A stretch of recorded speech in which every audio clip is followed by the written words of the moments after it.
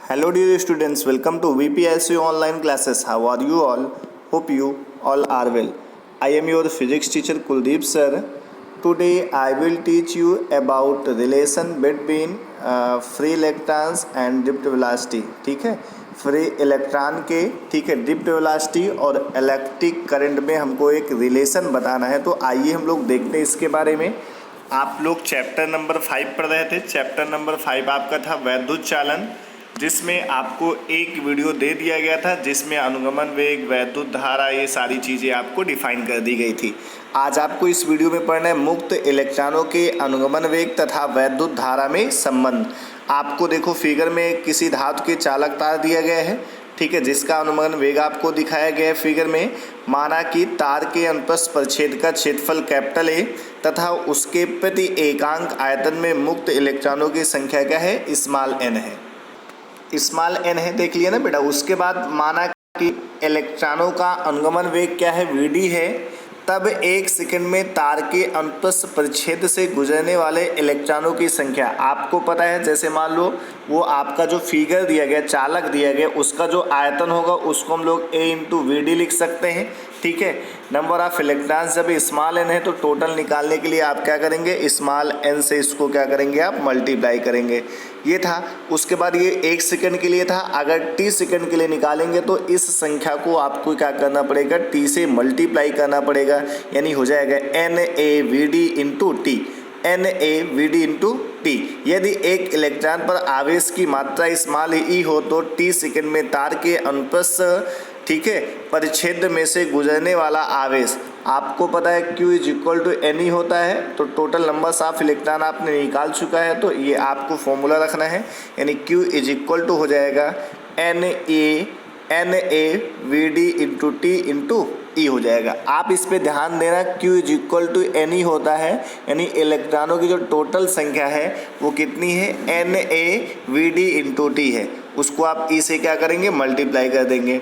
उसके बाद आपको पता है कि I इज इक्वल टू क्या होता है, Q बाई टी होता है। I इज इक्वल टू बेटा क्या होता है, Q बाई टी होता है। यहाँ पे आपको क्या करना है, Q की वैल्यू पुटअप कर देना है और T रख देना है। T से T क्या हो जाएगा, कैंसिल, तो बचेगा I is equal to N e A we d, ठीक है। तो ये आपका होता है, I क्या है, वैद्युत धारा है, वी डी क्या है, अनुगमन वेग है। तो यही आपका होता है चालक के अनुगमन वेग तथा वैद्युत धारा में संबंध होता है। उसके बाद हम लोग आगे पढ़ते हैं, ठीक है। आगे का जो हमारा टॉपिक है धारा घनत्व है, करंट डेंसिटी है, ठीक है। धारा घनत्व क्या होता है, जो धारा घनत्व होता है इसको J से प्रदर्शित करते हैं। J इज इक्वल टू होता है I बाई ए, ठीक है। J इज इक्वल टू होता है I बाई ए। I क्या होता है, चालक में प्रवाहित होने वाली धारा है। ए क्या है, आपका क्षेत्रफल है। तो डिफिनीशन देना चाहो तो दे सकते हो, किसी चालक में प्रवाहित होने वाली धारा, किसी चालक में प्रवाहित होने वाली धारा तथा क्षेत्रफल का जो अनुपात होगा वही आपका क्या कहलाएगा, धारा घनत्व कहलाएगा, करंट डेंसिटी कहलाएगी।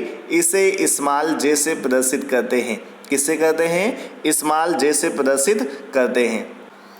इसे स्मॉल जे से प्रदर्शित करते हैं। जे इज इक्वल टू हो जाएगा I बाई ए। जो धारा घनत्व होता है एक सदिश राशि होती है। कैसी राशि होती है, वेक्टर क्वांटिटी होती है। इसका आप मात्रक निकाल सकते हैं। I का आपको पता है एम्पियर होता है, एरिया का मीटर स्क्वायर हो जाएगा, तो इसका जो मात्रक आएगा एम्पियर पर मीटर स्क्वायर। उसके बाद अगर इसकी विमा निकालेंगे तो आपको पता है ए की विमा एल स्क्वायर होगी, लेकिन ऊपर जाएगा तो एल की पावर -2 हो जाएगी।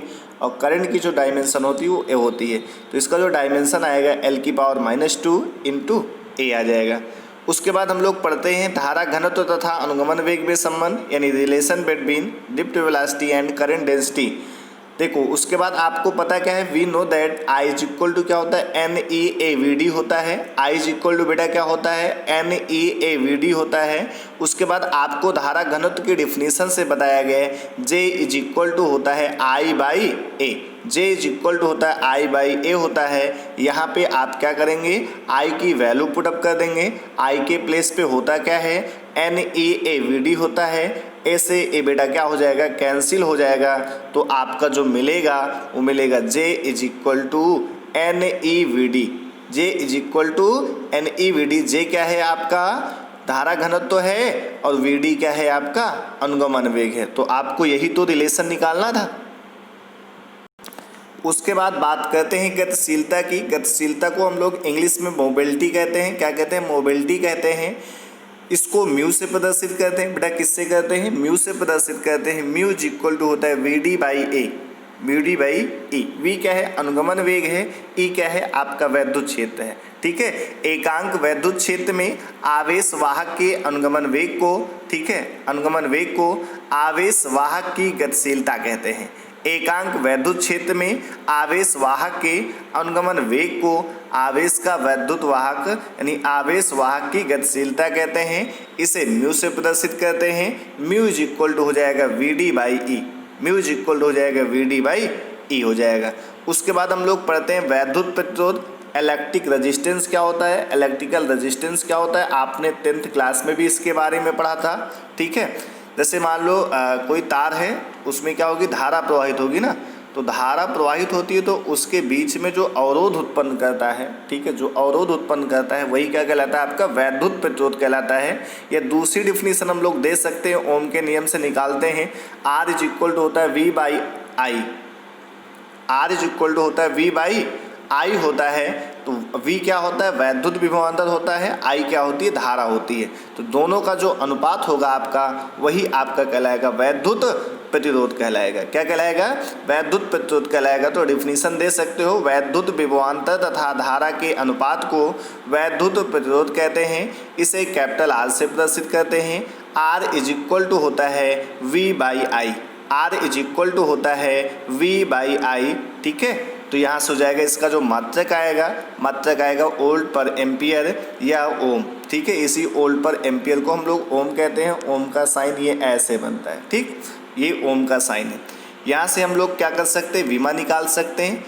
मात्रक तो आपने निकाल लिया। विमा क्या आएगा? एम एल स्क्वायर टी की पावर -3 ए की पावर -1 और अपान ए हो जाएगा। ए ऊपर जाएगा, ए की पावर -2 हो जाएगा। यहाँ पे बेटा होगा ए की पावर -2। ठीक है, क्या होगा? ए की पावर -2।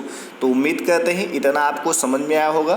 तो आप इसको जितना भी पढ़ाया जाए कंटिन्यू डेली अच्छे से प्रिपेयर करते रहें, जिससे कि आपकी तैयारी अच्छी हो सके। Thank you.